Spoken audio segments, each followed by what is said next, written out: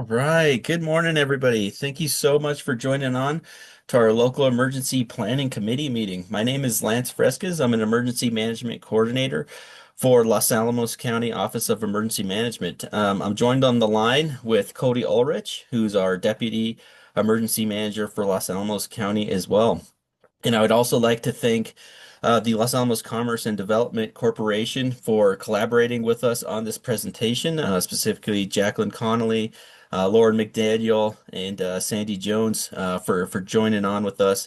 And we do have a special guest with us that's going to be available for questions throughout the presentation and at the end as well. His name is Jay Christensen. He recently did a presentation on business continuity and preparedness planning not too long ago, so we were able to connect with him as well and see if he could be available for questions today. So thank you all so much for joining. Thank you, Jay, for joining on as well. And Jay, I don't know if you are on the line right now. If you don't mind kind of just giving a little bit of background on yourself for the audience, that would be great. Yeah, of course, no problem. I guess in high brief, I came from the wine industry. After that, I left and created a company that did tactical rescue leadership and medical training for predominantly special forces groups. And at the same time, I was the president and leader of one of the largest search and rescue groups in the country. So that's sort of my short version. Perfect. Thank you so much, Jay. Jay is a wealth of knowledge as far as business preparedness, business continuity, and planning. He gave an excellent presentation at the Sala movie theater a few weeks ago. So we appreciate you jumping on, and we're looking forward to running this meeting with you. With that said, we'll go ahead and get started. So again, my name is Lance Fresquez. I'm with the Office of Emergency Management here with Los Alamos counties, and this meeting today is specifically focused on business preparedness in Los Alamos County and what we can do to build resiliency and try to make our community more safe, more prepared, and that starts at our local businesses as well. What we're going to be covering today is going to be the purpose as far as strengthening our local business preparedness and why does all of this matter? What are the key elements of business preparedness and business continuity? And what are some of the things that we can take as business owners, as local community partners, to ensure that we're really trying to build a more resilient community? We'll be talking about why business matters, the common risks, the elements of a continuity plan, and we'll also be going through a little continuity plan that we've put together here in the Office of Emergency Management that businesses can use as a template, kind of a simplified version to as a starting point for business continuity planning. We'll be talking about some of the state and local resources available to businesses to help with these preparedness aspects and plans, action steps for businesses to take, and then we'll finish it up with a question and answer session and an open discussion at the very end. So the potential business disruptions, what we see here, commonly here in Los Alamos, what's one of the biggest risks, or what are some of the biggest risks that could potentially disrupt businesses? So you're going to be hearing me throughout this presentation talk about continuity planning and what does continuity planning mean, right? And that basically means when critical systems or critical pieces of infrastructure fail for a business, how can we continue to operate with those systems no longer working? Or what type of plans do we have in place to make sure that critical operations remain functioning if something catastrophic does happen? Now, there's some emergencies, as we would call them disasters, where you're going to be part of the evacuation, things like that. But what type of things can we have in place to make you more resilient so when the disaster's over, your business can reopen successfully? Some of the biggest threats are network outages. Recently, we've seen a few of those in Los Alamos County that have disrupted local business operations and capabilities. Point of sale systems failing. So, do you have a plan if your primary point of sale system is not functioning? Do you have a backup plan to start taking orders and operations if your point of sale system goes down? We do have a very big wildland fire risk. It's evacuated our community on multiple occasions. So that is one of the biggest concerns we have here in Los Alamos County to interrupt not only our community, but our local business operations as well. We do have events where we have red flag warnings where there's not necessarily a wildland fire active, but there's high wind events in this community as well that can impact network infrastructure, can impact business operations. So having plans for some of those common threats is a key aspect of what we'll be talking about here today as well. And then finally, we'll wrap with reinforcing the need for local business continuity planning. Why does this matter?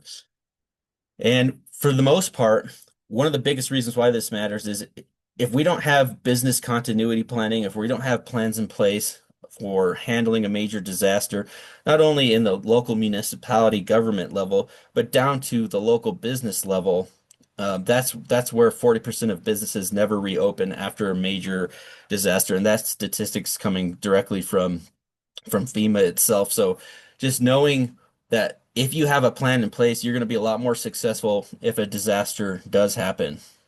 This does protect operations, your staff, customers, if something were to occur, and it also prepares you for power interruptions and supply chain and staffing disruptions as well. We talked about some of the common threats to businesses. So we talked about infrastructure. So one of the biggest ones here is power, telecommunication services, internet outages.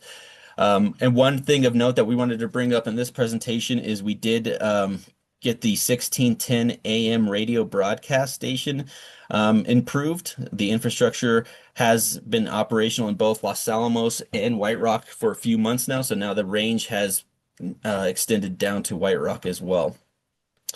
We do have supply chain interruptions, right? With some of the global impacts that we're seeing today, that's a real possibility. So being prepared for those. Natural hazards, we talked about wildfire, flooding, smoke, and then also when we get into the colder months, when we have severe winter weather conditions, limited evacuation routes, some of those concerns that we'll be talking about here today.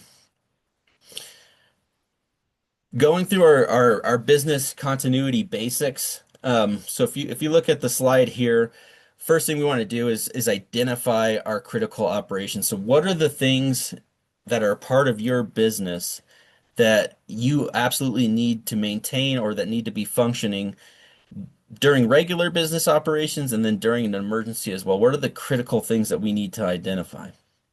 And once we identify those, what are the emergency procedures to make sure that those things are running and are functional if an emergency occurs? So we want to develop those emergency procedures with the critical operations in mind. And then maintain an emergency contact list. So who are the people that need to be present when something like this happens? Who are the key contacts that if, infrastructure goes down or if the point of sale system goes down, who are we going to be leveraging and reaching out to try to get our business up and running again? Having backup plans. What are some of the cloud storage systems that you all use? What are some of the backup point of sale systems that you all use? Making sure that you have backup systems and backup procedures and documents, some of your insurance paperwork covering what your insurance plan covers and what it does not cover. Having those plans readily available is absolutely critical. Understanding what's exactly in your insurance coverage. What does it cover? What does it not cover? So working with your insurance representative, with whoever you're working with, and really asking those tough questions. If disasters happen and going through, the list of common disasters with them, what is covered under my insurance plan? That's critical to understand and be prepared for, and to have hard copies of in case, an evacuation order is ever placed. And then planning for power and internet redundancy, having those backup systems implemented if we ever had to. And Jay, I don't know, you touched on this in your presentation you did a few weeks ago, and I think one of the important topics that you brought up is right in emergency management and in the search and rescue world and the fire world, we use the incident command system structures, which basically kind of gives us the framework and hierarchy to manage incidents. And Jay brought up a really good point is, you want to implement something similar to that at a business level when an emergency happens. The county is going to be managing the emergency with Los Alamos County Fire Department, the police department, most likely as your incident commander. The Emergency Operations Center would be a support function. But trying to use that framework at a smaller scale for your local business is absolutely helpful to understand the hierarchy of incident command. And Jay, I thought you had a really good point on that. And I don't know if you wanted to briefly discuss anything on this particular slide, but you're more than welcome to. Yeah, nothing really revolutionary. I think you hit all the high points, right? The key part from the business side is to understand the system that's going to be used to assist in the emergency. So ICS is going to be obviously what Los Alamos is going to use, and pretty much everybody in the US. And having some system internal to the business that is practiced and not novel on the creation of the incident is beneficial to the business to understand where they need to be and how they need to work on responding and move through these steps, right? So yeah, I mean, you absolutely hit the main point. Excellent. Thank you, Jay. So going through kind of what the Federal Emergency Management Agency, what the FEMA's business continuity planning components consist of. Just to kind of summarize this at a very high level. So the first thing, and we've kind of discussed this already, is to plan, right? It's to develop and document continuity strategy for business continuity planning. And we're going to go through that process with a little template that we've put together. But that's the first step, is to really just identify what we need to continue to successfully operate as a business if a disaster occurs. Once we have those plans in place, right, how do we educate our staff on this? How do we educate our staff on their roles and their actions if an emergency or a disaster takes place? So training your staff on this and training your staff on the procedures that you develop. And then third is to run drills, actually use some scenarios and run your staff through them that, hey, if we had a point of sale disruption, what is the plan? What are we going to use? How are we going to do it? And walk through them. So there's a couple different types of drills that we see kind of in the emergency management space. Is there's tabletop discussion-based drills where you talk through the process together, and then you have operational drills or exercises where you're actually having things go down, having your staff, reboot operations, reboot systems, things like that, actually putting hands-on practice in some of these operational drills is very important as well. And then lastly is once you run through that, right, you develop your plan, you start training and educating your staff on their roles and responsibility, and you start testing those procedures. That's when you can start revising the plan to make it, more specific to your business operations, to improve it based on lessons learned from the training that you're doing and from the drills that you're doing. So just at a high level, there's a lot of steps to this, but this, it kind of covers the main high level points from the FEMA documentation for business continuity planning. So we're going to go over the key elements here, and then once we're done with this, I'm actually going to pull up the template that we've developed here in emergency management that businesses can use for business continuity planning. So this is what you're going to see in the template itself, and this is what we would consider key elements of a basic continuity plan to make sure that your business can operate during and after a disaster. So critical functions, that's going to be the first thing to identify, is what must continue no matter what. So for your business, that may be taking payments, that may be client communication, simply just picking up that telephone and having that capability, or sending a text, things like that, just getting down to those little details of what absolutely must continue to function to make sure that your business is successful. And then staff roles and contact information. Who does what during a disruption, and then clearly reach out to them. So during Jay's presentation a few weeks ago, appointing a leader in the emergency management world, that's typically the incident commander. When you're scaling it down to the local business to try to figure out how are you going to run your operations, having somebody in charge and having people report to those people or to that person that's in charge. And that doesn't necessarily need to be the business owner. That could be somebody that has a lot of experience, maybe with the incident command system, or has experience coordinating emergencies and that type of background. It doesn't necessarily need to be the business owner, but that's always a good starting point for sure. But you want to identify, okay, well, who's in charge and what are they doing, and how do you reach them during an emergency where maybe the internet's going down or cell phone's going down? What is our plan? What are our backup resources? So having alternate internet capabilities. Do you have something if your primary internet goes down, do you have a backup plan for that? Do you have a backup point of sale system? Do you have backup supply vendors if one of your main vendors has an emergency themselves, or any offsite storage options that you can potentially utilize? Data protection. So if your main systems go down, do you have backup cloud storage space? Do you have a way to secure those records if an emergency does occur?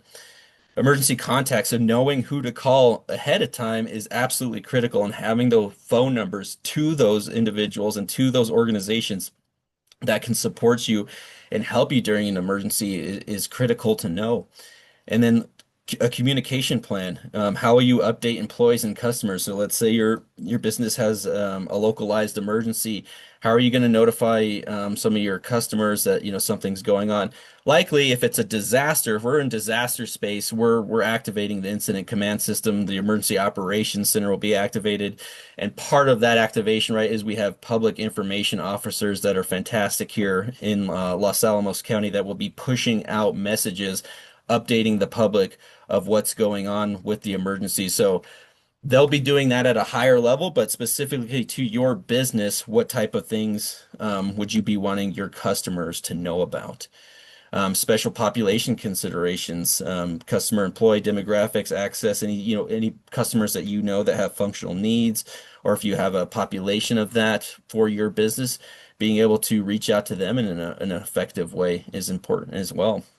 And then lastly, recovery procedures. So after the emergency happens or after the disaster occurs, what are some of the steps that we can take to reopen, assess the damage, and restore the services to make sure that you're not part of that 40% that doesn't reopen after in an emergency event? So with that, I'm going to pull up the template that we have developed.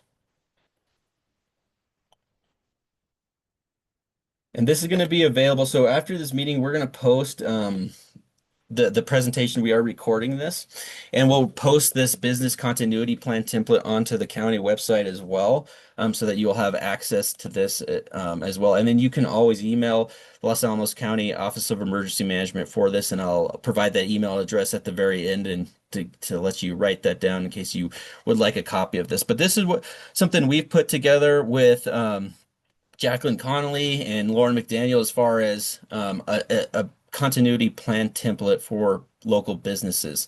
So for the first part at the top here, this is going to be inputting your business information, just the simple business name, address, contact information, things like that. The idea of this template is when you have a new worker start, or if you want a refresher on some of the critical things that you do during an emergency, this plan and template can help you provide that information. The critical functions. So what are the top 3 or 5 things that your business must keep doing no matter what? So is that, ensuring that you can still receive deliveries? Is that ensuring that your point of sale system is still operational? Is that ensuring that maybe you have a way to communicate with your vendors? So these are the critical functions that you absolutely need to maintain, even if an emergency happens. Is there backup, areas where you can do some of these certain functions, like getting your point of sale system up and running?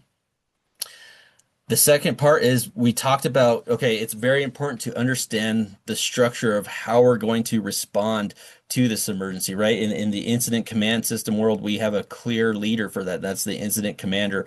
And underneath that person is the various sections. We have operations, we have logistics, we have finance and admin. So we have different sections within below the incident commander that's helping out with the emergency. So you want to kind of take that similar approach at the local business level. Is okay, maybe it's the business owner, that's your incident commander, so to speak. And then underneath the business owner is different individuals, and what are their roles and responsibilities going to be. So maybe you have somebody that's really good at working with the local vendors. Maybe you put them in charge of reaching out to the local vendors and seeing, hey, is there a backup person to provide us, the supplies that we need for the businesses? Because right now our primary vendor is caught up in the emergency as well.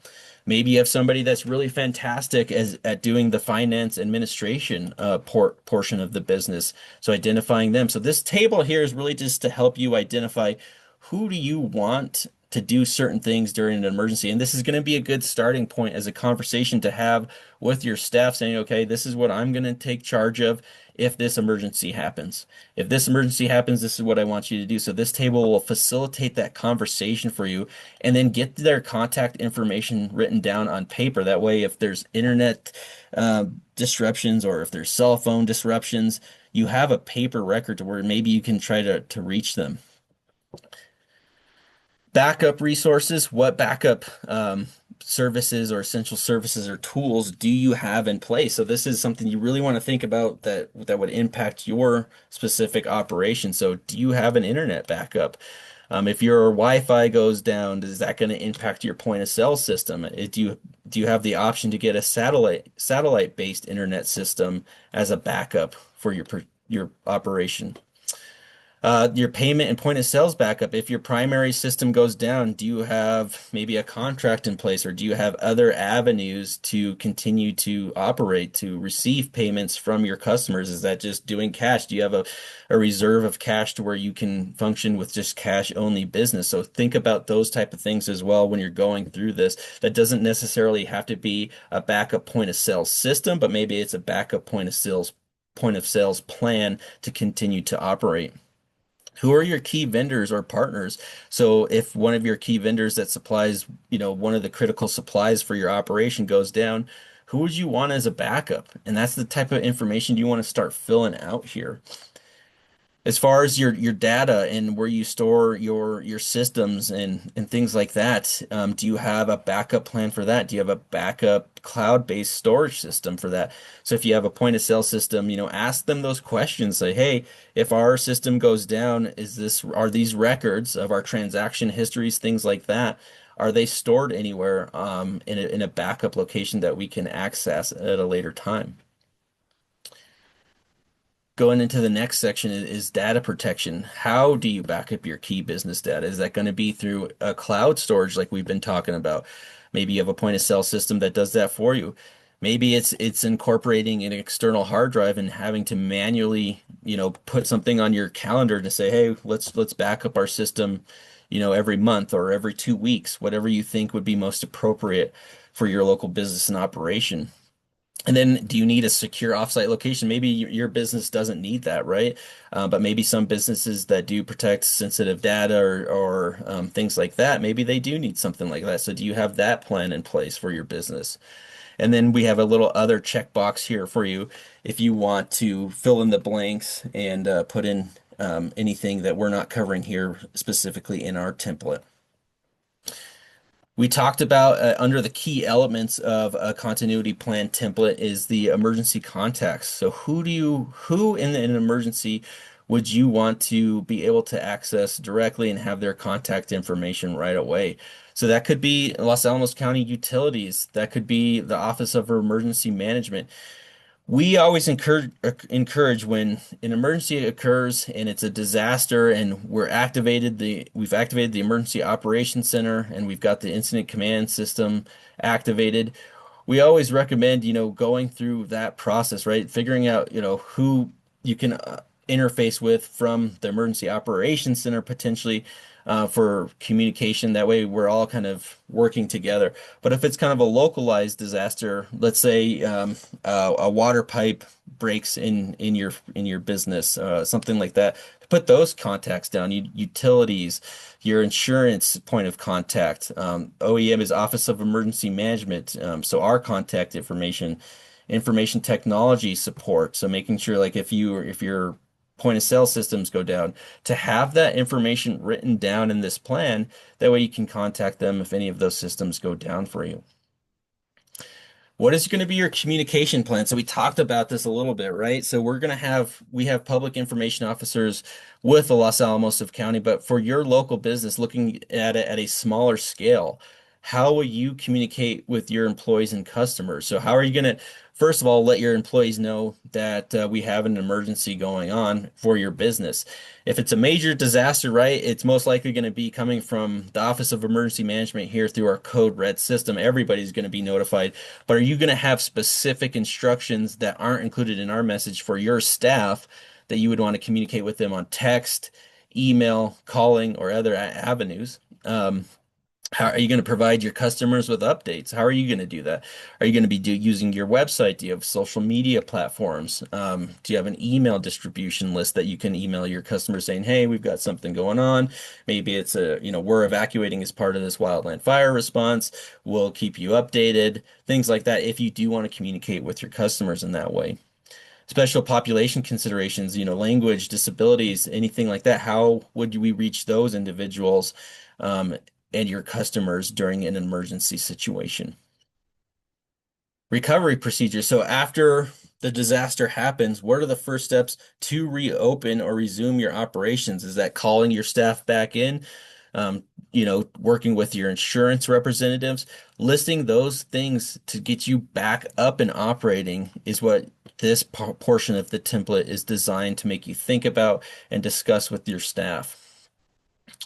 Notes or additional planning items. This is kind of our other section here is to use this space to jot down anything else important to your operations that you think that isn't covered in the template itself, so that you feel fully prepared for any type of emergency or potential disaster that could impact your operation. So we put this together using some of the Main Street toolkits, using some of the FEMA documents, using some of our localized knowledge here within emergency management to try to make a very user-friendly template for y'all, just as at least a starting point to have these conversations and to have a basic plan in place, especially if you don't have one, to communicate with your staff and to go through the process of actually building one of these. And that may result in more questions that you may have, but at least this will get you a starting point on developing a business continuity plan.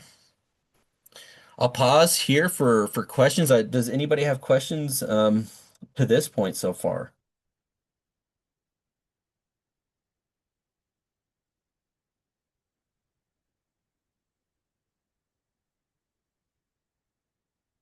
All right, excellent. Well, if you do, we do have some time at the end reserved for some questions as well. So going into some of the details of that template that we just went through, right? And we talked a lot about having a backup point of sale system and continuity tools and why does that matter, right? So it's good to have it's great to have these things as backup plans, but why specifically does it matter, especially in an emergency that could disrupt your operations? It's super important so that you can continue to maintain your revenue and your cash flow for your business. So having options for those backup point of sale systems, such as mobile hotspots potentially, or cloud-based operations. So we've listed a few there, such as Square, Clover, Shopify point of sale system. We don't endorse any of them, but just as options. To potentially look at using mobile hotspots, using cellular data to keep transactions flowing.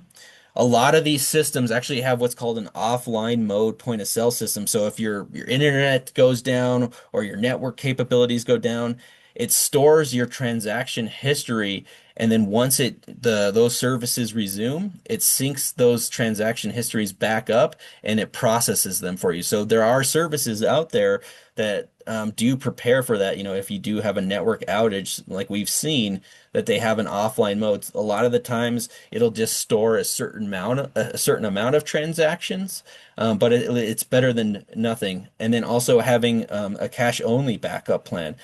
Keep a small amount of change and a receipt book on hand as a fail safe if something happens to your point of sale system. Where can you learn more or access about some of these resources or some of these backup point of sale systems? So the IT professionals that you work with, the Chamber of Commerce is an excellent source for questions and an excellent source for trusted vendors. There are national solutions. Again, we don't endorse any of these, but this is just things that we've researched. Square, they're known for their ease of use and that offline mode that I was talking about. Clover as well is for customizable and robust for small businesses, and Shopify as well to integrate online and in store. So there's a lot of different services out there. It can be kind of overwhelming when you're researching all these, but look at what's best for you and what's best for your operation. And again, the Chamber of Commerce and Main Street and Los Alamos Commerce and Development Corporation is absolutely a fantastic resource in this. And a pro tip, regularly test your backup system. So if you do get one of these in place, make sure you're running a little test on them. So, pretend like something, run through a scenario where, hey, maybe the network went down. Do we have a backup point of sale system that can function if this goes down? And test those systems before an emergency.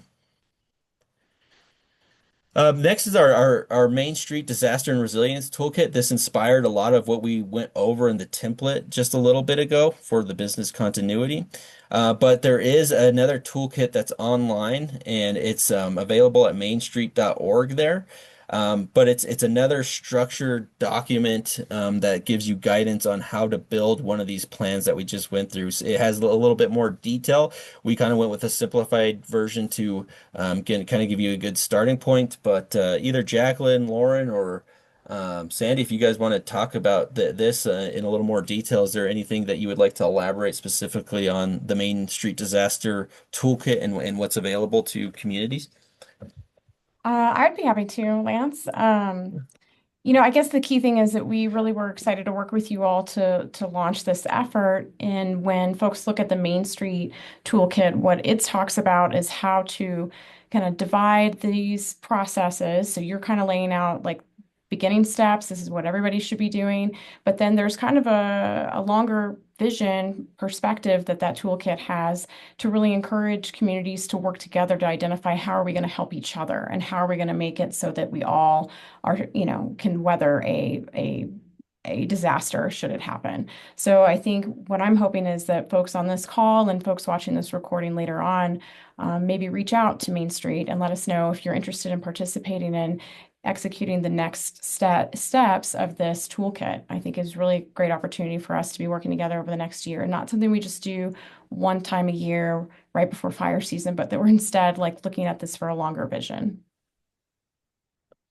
No, absolutely, Jacqueline. Thank you so much. Yeah, I think that's a really important point that, look at these things as living documents, right? Not just doing it. I think that's a really important point you just made is not just doing this one time a year, is to continually assess your document, to try to improve it, and always looking to see, what can we do to make sure that our staff understands what we're doing in an emergency and to make sure that our business is successful to the disruptions of major disasters or emergencies that could occur specifically in this community. So thank you, Jacqueline. We were very excited to partner with you guys as well, and this has been a great partnership and a great job on Discovery Day as well. That was an awesome thing for the local businesses too.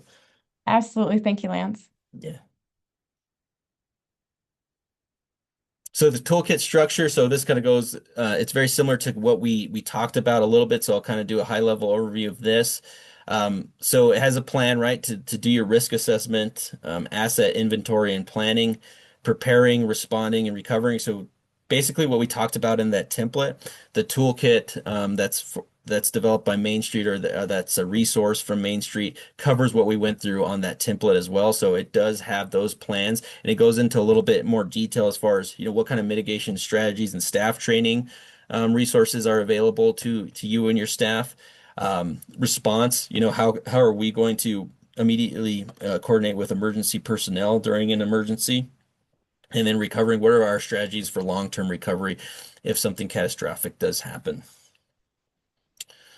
Chamber of Commerce has excellent resources as well for local businesses to just, think about some of these business continuity aspects that we've been talking about. And I don't know if Sandy is still on the line, but if you don't kind of mind talking about some of the resources that you all have for local businesses from the Chamber of Commerce perspective. Sure. One thing we do, we have a member information center where we upload items like this to help our members. The way we help the community at large who are not members, we partner UNMLA for the Business Luncheon Series. That's the one you attended, Lance, where we had Jay go over emergency preparedness and kind of, for those who had time, we went through some scenarios, like what would you do if this happened? And that was really helpful just to think through that process. So thank you. Yeah, absolutely. And I wanted to highlight, I think the lease property assistance, that's super helpful for our local businesses and having those meetings and venue spaces as well. Those, I don't know if those would be available as backup options, potentially if, a business lost certain capabilities, things like that, or spaces due to a disaster or due to a fire. So, reaching out to the Chamber of Commerce, Sandy has excellent resources there as well. That they're an absolute asset to you and resource to you as a local business operation to help with that. And then Sandy, do you mind kind of touching on the community cash program a little bit to kind of explain what that is as well? Sure. Los Alamos Main Street and Creative District and the Los Alamos Chamber of Commerce are partnering to provide the option for people who want to give, for instance, a gift to someone, a gift card, encouraging them to shop locally. We have that through our Community Cash program, which is available at either of our websites, losalamoschamber.com or the Main Street website. And you can purchase a virtual gift card. And the beauty of that is you don't have to keep up with a physical card. You get an email notification, or the person you're gifting can get an email notification. And they get notified every month of what is left on their card to spend. So it's a gentle reminder of what you have available. And we're finding that our participants really like it thus far. Thank you. Thank you, Sandy. And I did catch that you have a little place on your website to where you can store some of these documents that we're talking about as well. So I'll make sure to get you the business continuity plan template that we ran through in this presentation. That might be a good place to post that if you think that's a good idea. Absolutely. Thank you, Lance. Excellent. Thank you, Sandy. So some additional practical steps for Los Alamos businesses. So after kind of running through your plan template that we ran through here in this presentation and developing that, there are other resources available federally. So there's the FEMA's Risk Index to assess threats. That's really what I'll say to that is. You know, in emergency management here, we have what's called a threat hazard identification risk assessment, where we're looking at all sorts of different hazards specific to the county. We also have a hazard mitigation plan that's very robust that we look at the various hazards that could impact the county as well. So we're looking at that from kind of the bigger picture, kind of the higher level lens. So to speak, when we're assessing risk for the county. This is really to look at your risk index specific to your local business and operation. Establishing communication plans as well. So, in that plan that we went through, that template that we went through together here, it did have some brief sections in there to where you can develop a brief communication plan. But if you feel like your business needs something a little more robust than that, there are resources available through FEMA. And at the end of this presentation, I'll list out those resources for you. Document critical resources as well. So just that's more for insurance purposes, right? So just making sure you always have a current inventory of what you have for your business, your systems, your equipment, your supplies, anything like that. To always keep that current as well. So that may fit better in an inventory list rather than putting it in a business continuity plan. But making sure you do have that in place is critical to make sure that your business can continue to operate after a disaster, or to ensure that you're effectively getting reimbursed, maybe through your insurance agency, or you're at least documenting that for your insurance agency, if things were to happen. And then to conduct staff training regularly. We talked about that throughout this presentation. Make sure that once you have these plans in place, you're training your staff on these plans and making sure that they know specifically what their role is during an emergency.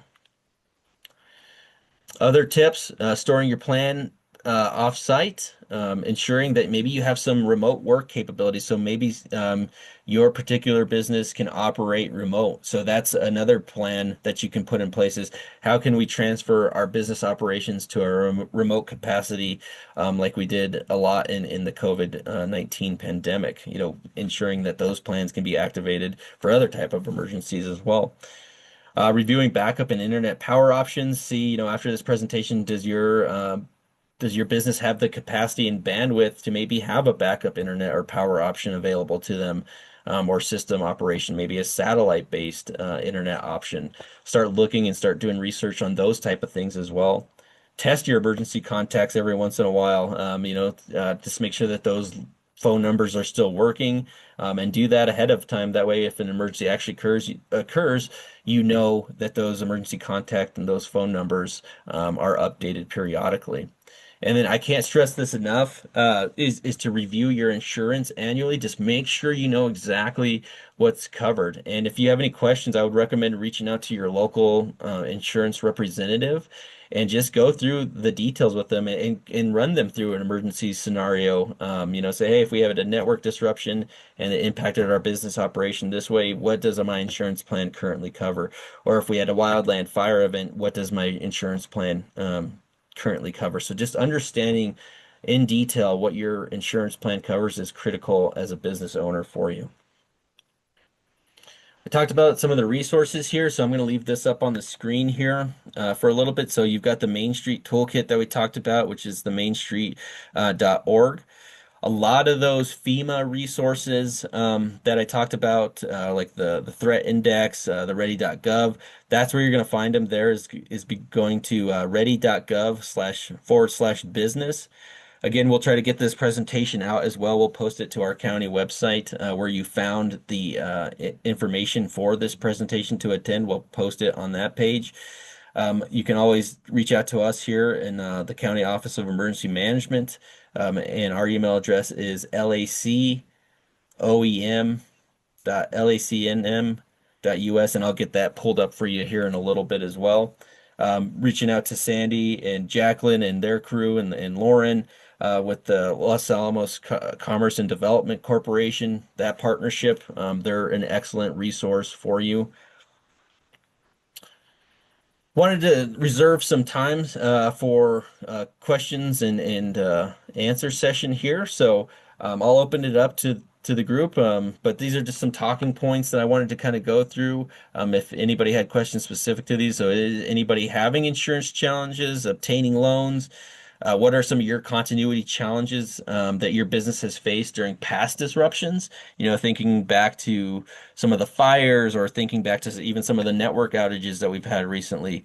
What support it would be helpful to you in these situations, and any other feedback that you could suggest specific to this presentation and this topic. I wanted to give everybody an opportunity to ask questions. So I do see, Una, I see your hand raised. So you can go ahead and unmute yourself, and yeah, we'd love to hear your question. Yeah, so the insurance gap that I'm aware of here in town, there's two. One is underinsurance. Generally, replacement cost is far above market value, far, far above. So you need to supplement your insurance to get to the replacement value. And the insurance agent can look up what the current cost per square foot to build is, because there's lots of building going on. Replacing a destroyed structure costs even more than building on a clean lot, because first you have to demolish the existing structure. So that requires an additional boost above your current insurance. And the other gap part of that insurance is that when you rebuild, you have to meet code. And our older structures are nowhere near being code compliant. So there's also a special supplement to your usual insurance that's an add-on cost and an add-on coverage. And finally, some of us are downhill from other properties, and with more and more hardscaping going in, there's more very brief flooding, especially during hail events. So think about surface flooding. That's not covered in your usual homeowner insurance. To get flood insurance, you need to go with the federal insurance, the FIPS program. And our insurance agents are able to tap into that, but they're not familiar with it. That's all. Excellent. Thank you for bringing up those points. Yeah, absolutely. Having those supplemental insurance packages as well. I think the best thing to do is to reach out to your local insurance representative to ask those questions and to see what plans are available to talk about those supplemental insurance plans. I think that's important to understand with your particular insurance representative that you're working. And then absolutely right. We're seeing changing landscapes here in Los Alamos. Addressing some of the wildland fire risks. That's why it's extremely important to work with your local departments and go through the correct permitting process. If you are doing such landscaping projects, things like that, to look and assess those flood risks and things like that before a project like that starts, to make sure that you're following the process and getting those permits to make sure that those considerations are taken into account. So thank you so much, Una, for bringing up those points. Does anybody else on the line have any questions or anything that they would like to share?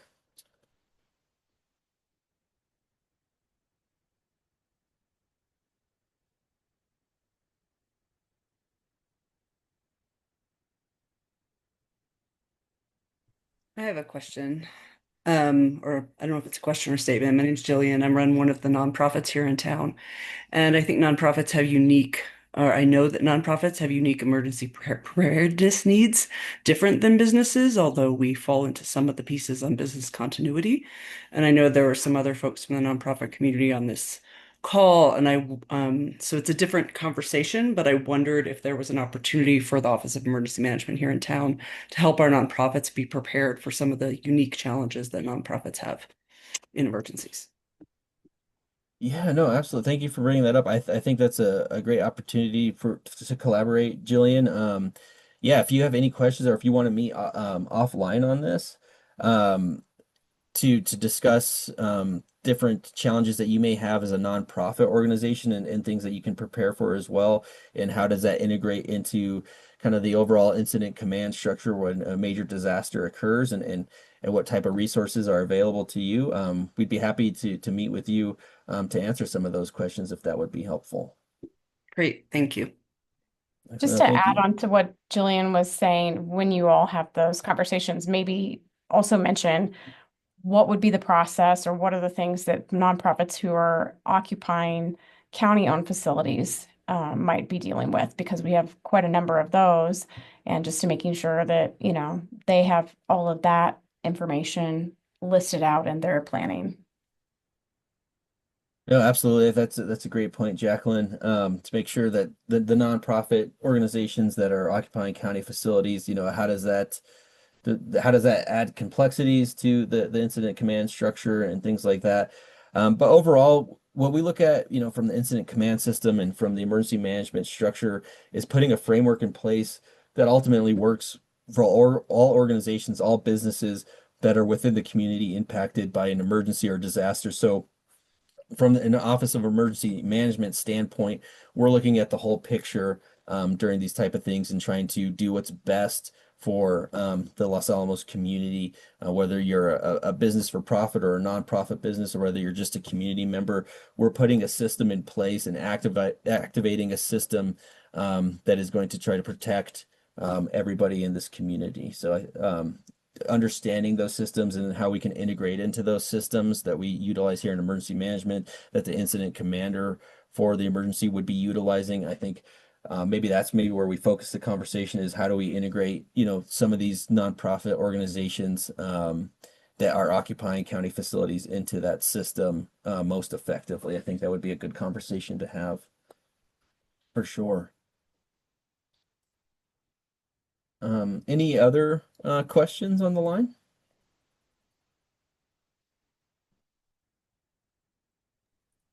Lance, it's Jay. Just really quickly related to the nonprofits occupying counties, do you guys have functional MOUs in place for that, or is that something that would be investigated in this conversation? Yeah, as far as yes, memorandums of understanding, if there might be MOUs existing with the county itself with some of the nonprofit organizations, but specifically for emergency management and the nonprofit organizations, we don't have any MOUs in place. So that'd be something maybe we could look into a little further, and then track down to see if there's actually an MOU in place between the county and then some of these nonprofit organizations that are occupying county space. I'd have to look into that a little bit further. Yeah, fair enough. Um, Una, I do see your hand raised as well. Yeah, to answer Jay's question, many of our older nonprofits that are in county facilities don't even have a lease. It was all handshake agreement. They are, for the most part, their strategy is keep your head down and your mouth shut so that the county doesn't notice you or you may be booted out. That has been my experience with a handful of different nonprofits in county property. So there's a big gap there. They won't come to meetings, and they certainly won't come to the table because they think they've just been forgotten about. And if anyone takes notice, then their tenancy will be up. But yeah, I think these are important points to raise, and I definitely know, as a representative for the county in emergency management, I know that the county definitely wants to work with nonprofit organizations in a very positive and effective way. So we would love personally, from an emergency management perspective, to have some of these conversations. I appreciate Jillian you bringing up the question on maybe meeting further after this presentation to talk about and discuss some of these. So. I appreciate the points being brought up, and just know that we do care deeply for the nonprofits, and we do respect everything that they bring to the community. We want to make sure that everybody has a seat at the table and is respected as a valuable organization to this community and has plans and business continuity operations available to them.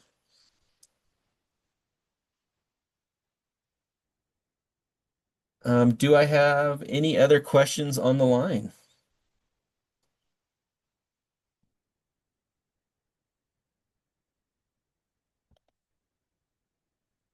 Jay, I wanted to leave you some time. Is there anything, from this presentation, maybe that I've missed or anything that you thought that's important for the audience here, to think about to, going forward with their local businesses, anything that you felt necessary to cover? Nothing that was left out. No, I think the thing that's most worth highlighting is something that you hit on too, is getting your hands on this and keeping it a living process is really important, especially for being sure you have some familiarity with it. But obviously, you're still a business, right? So this isn't your business. Your business isn't responding or managing incidents. So finding that balance appropriately and finding a jumping off point like the template provided today or other systems out there are great ways to get into this without spending an inordinate amount of time structuring your company around this. Um, and also, there's a lot of resources out there, both in the paid and free space. People like me exist, and we are happy to help with building out plans, MOUs, software analysis, business continuity planning, data security, all that sort of stuff is something that's out there. So if it's out of your wheelhouse, there are people who can help you. And there are all sorts of programs that can assist with that as well, both in the SBDC world and in the private world. So there's a lot of tools out there, but one step down the road is a step closer to being ready to respond to stuff as opposed to just totally not thinking about it. Absolutely. Thank you, Jay. No, absolutely. I think, yeah, bringing home the point as far as, these plans and processes and conversations being a living process, always changing. That's it. That's definitely important to know to make sure that we're always trying to improve, always trying to work with our partners. We learn something new every time, and we learn partnerships every time we do one of these meetings or every time we try to do outreach. So, Looking forward to working with more of you in the community, whether you're a business for profit or a nonprofit business, whether you're a local community member. We're always looking to strive to improve and to get better at what we do and to support the community. So thank you, Jay, for attending this today and bringing your expertise to the conversation as well. I'll finish up with closing thoughts. Does anybody else have any questions?